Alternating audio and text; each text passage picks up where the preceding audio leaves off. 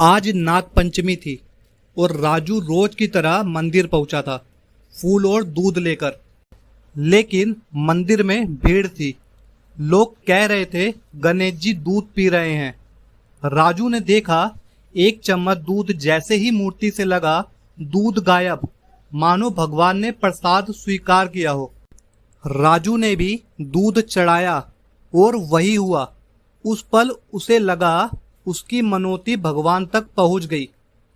पंडित जी बोले, ये चमत्कार हो सकता है, लेकिन विज्ञान कहता है इसे कैपिलरी एक्शन। राजू मुस्कुराया। विज्ञान हो या चमत्कार, आज मैंने भगवान को महसूस किया। श्रद्धा हो तो हर दिन नाग पंचमी बन सकती है।